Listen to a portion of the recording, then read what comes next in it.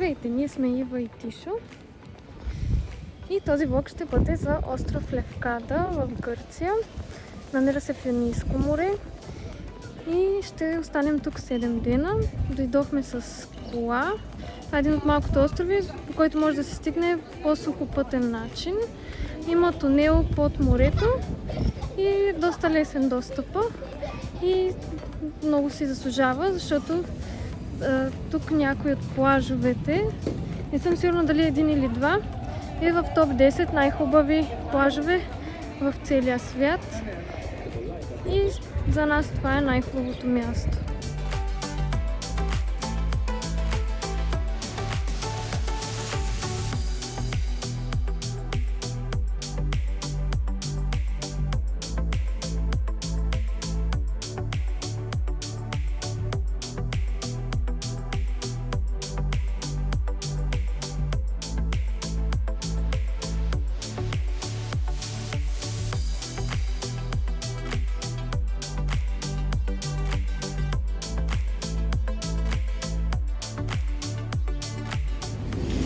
Днеска първи ден тръгнахме в 3 през нощта и пристигнахме към 1:30 след обяд. Настанихме се, поспахме и сега решихме вечерта да дойдем на плаж.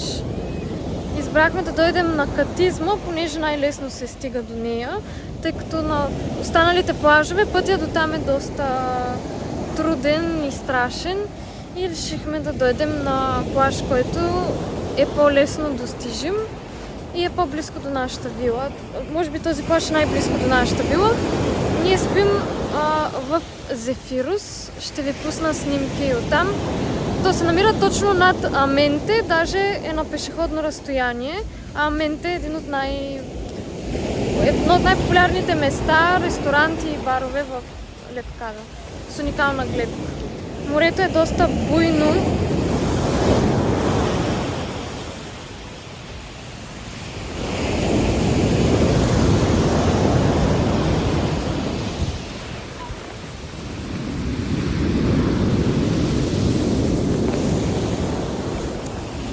Но водата е много приятна, дори на брега да стоиш, доста те разхлажда.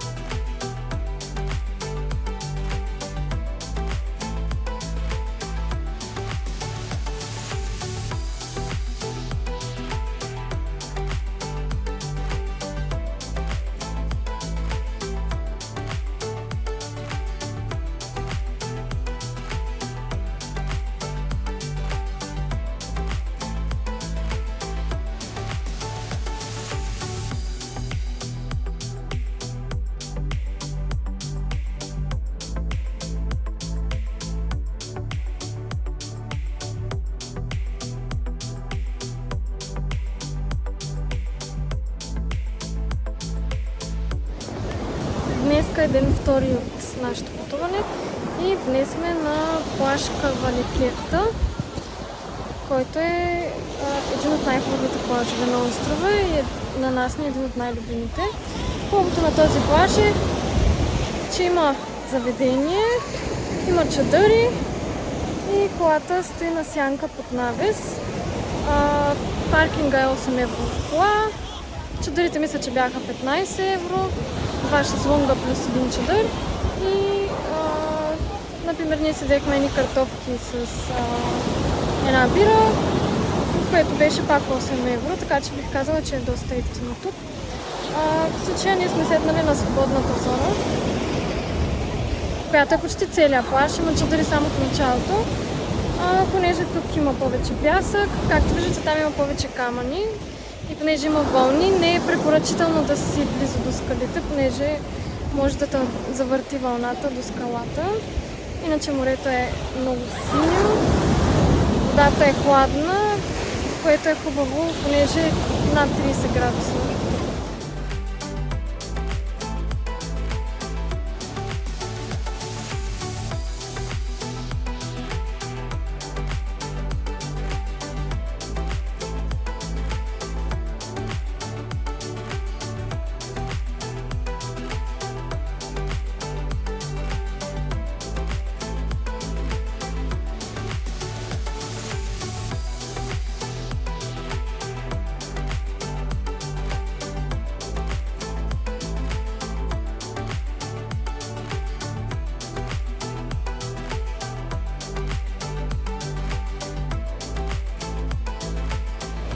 Да ви покажа как Тишо търси интернет, понеже няма обхват на плажа, на който се намираме.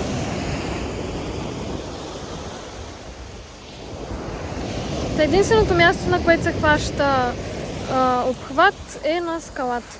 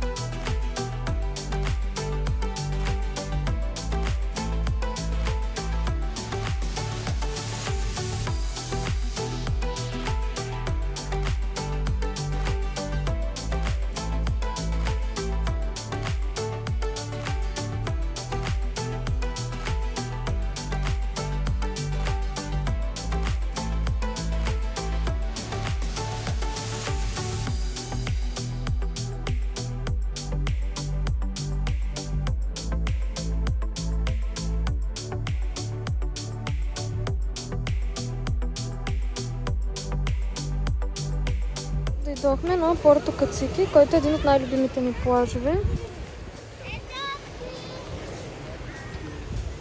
Разбира се, е най-пренаселения, защото се води в топ 10 най-добри плажове на света.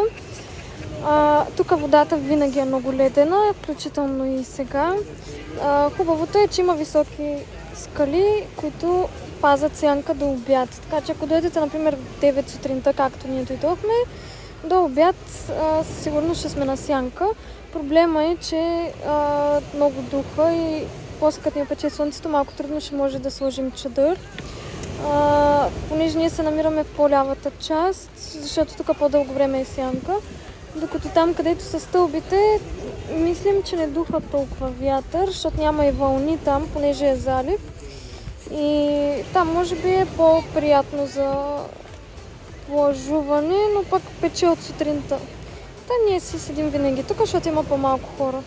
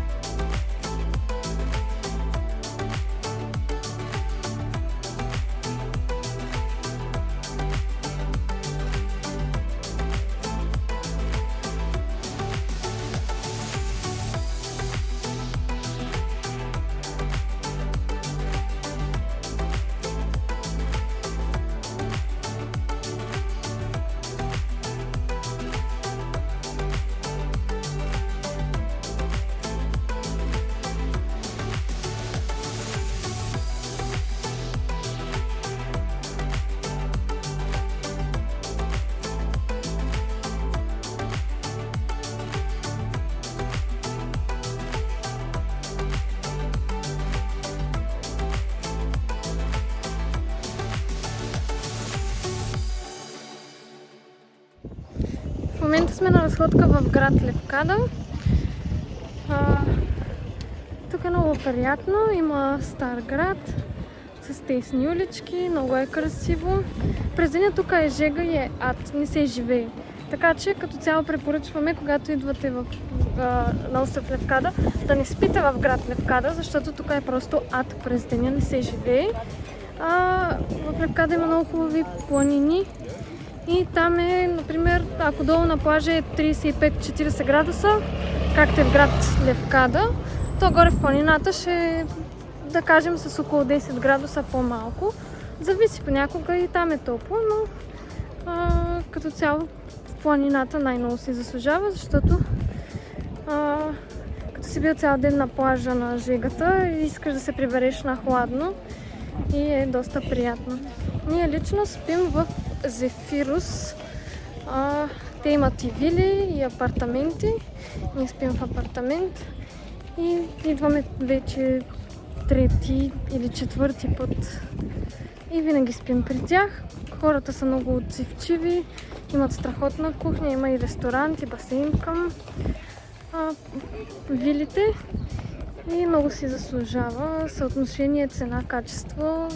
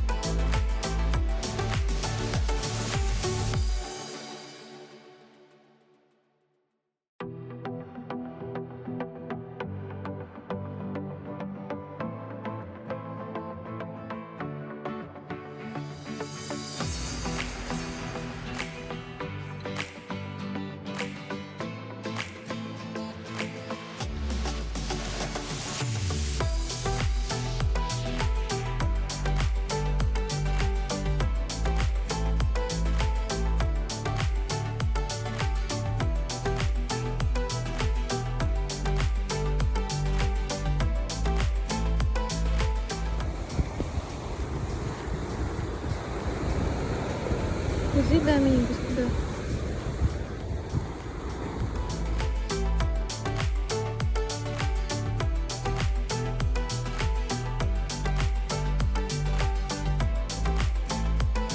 Ето по този хубав асфалтиран път трябва да ходим, за да стигнем ето там долу.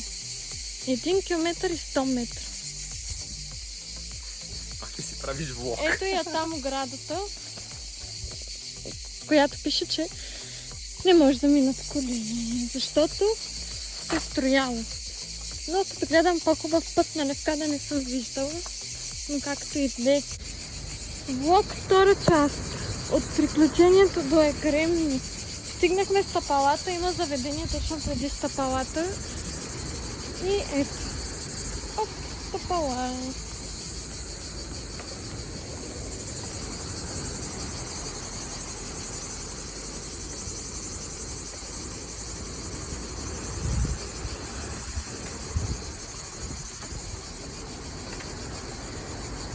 Морето изглежда се е разгрунтувало. Но изглежда има много пясък. което е нетипично за Гърция и Левкада. Това са части от старите разрушени стълби.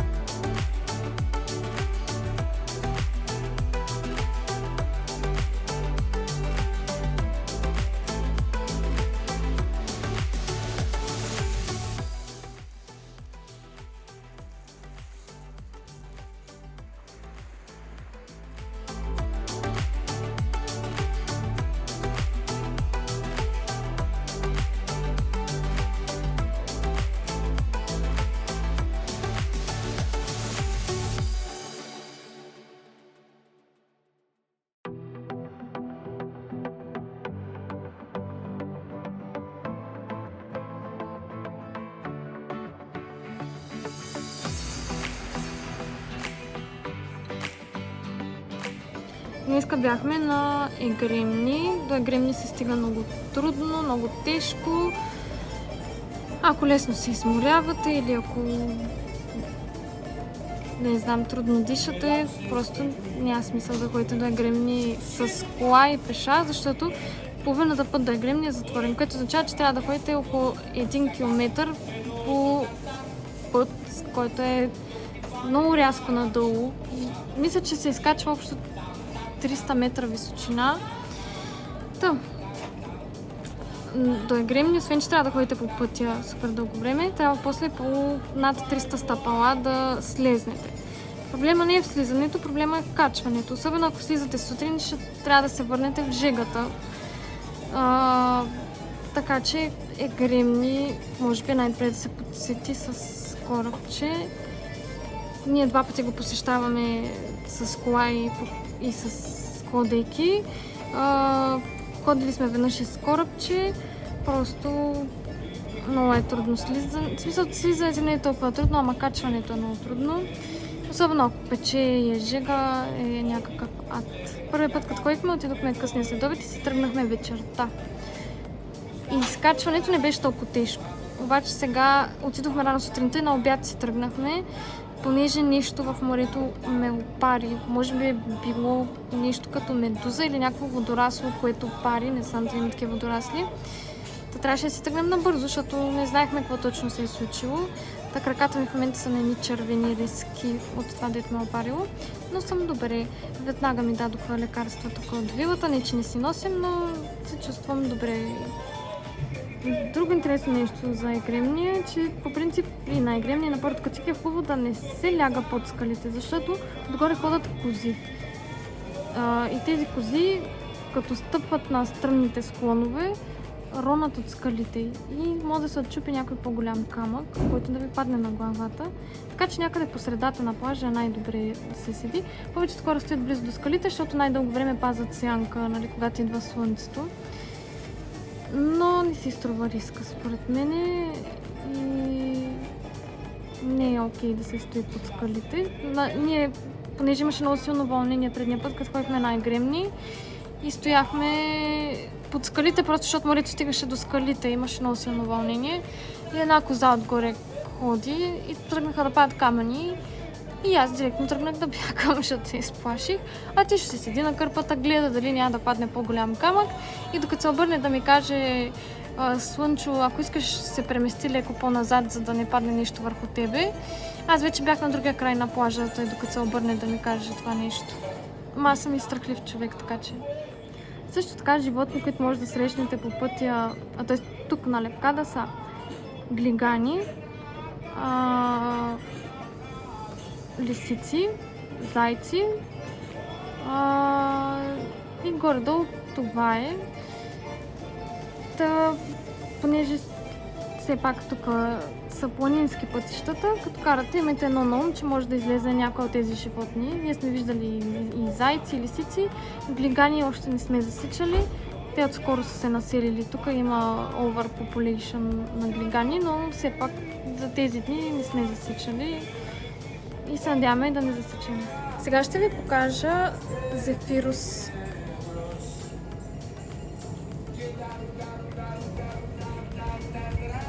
Ние спим тук. Намира се в планината на 600 метра над морска височина. И един земен рай. Градината е прекрасна, има си басейн, който е много добре поддържан и чист. Има студия с гледка към морето, както и такива, които са в част от градината и са точно до басейна. И има много хубав ресторант. Готвят уникално. Ето това е тук ресторанта. И като цяло това е едно райче тук на Левкада. Един от най-големите плюсове на това място е, че се намира точно над ресторанта Менте, който е едно от най-популярните места на остров Левкада и на който задължително трябва да се отиде. Намира се на пешеходно разстояние от Аменте, на 2-3 завоя по-нагоре от Аменте. Другия плюс е, че има абсолютно същата гледка като Аменте, така че ако искате да преживеете това, което хората плащат по стотици евра, нали, за Аменте, може да го преживявате всяка вечер тук. Също така се намира по средата на острова, което означава, че докъдето и да искате да отидете, вие наполовина по-близко от това да спите близо до град Левкада или във Василики. Просто като е по средата на острова, всяко място е близко до теб. Така че това са едни от най-големите плюсове на тази вила. И се намира на главния път, което, имайки предвид, че тук всички пътища са супер гадни и много трудно се минава по тях, понеже са много тесни, разрушени от скалите и така нататък, до тази вила може да стигнете много лесно.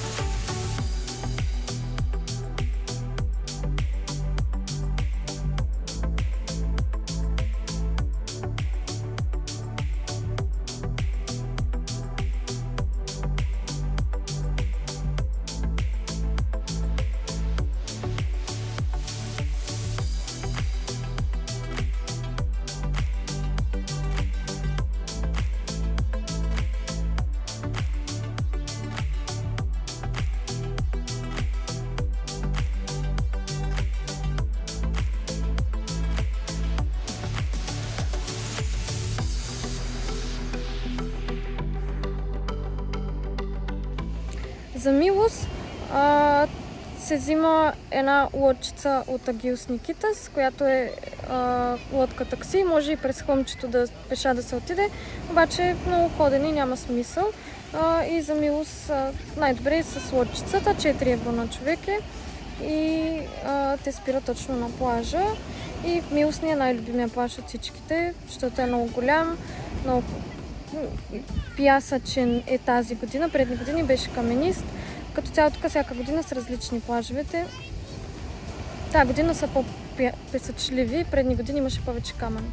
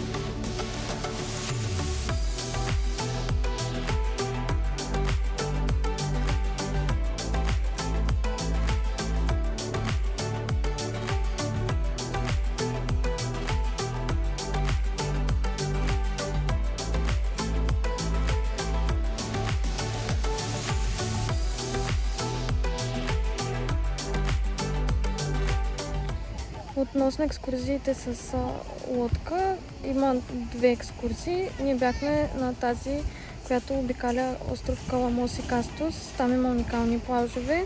Също така спира и в една пещера и на един много красив залив с тюркоазени води, макар че тук навсякъде са такива водите. Цял ден е екскурзията и според мен много се заслужава, защото за един ден виждаш 3 различни острова и в смисъл много е добре да си оплътниш времето, особено ако си за повече дни. На 30 евро на човек излиза. Другата екскурзия обикаля плажовете на Ефикада, най-известните Портокацики Гремни, ходи до Итака и до Кефалония. В Кефалония спира в едно градче да се разходите. Този, на който ние бяхме, също спираме на обяд в едно градче, където да обядваме, или на Кастус, или на Каламос, и двете си имат градчета. Понеже ние 2 пъти сме ходили на тази екскурзия, предния път спря на град Каламос, този път спря в град Кастус и всичките градчета са типично гръцки и много красиви. Той е толкова романтичен.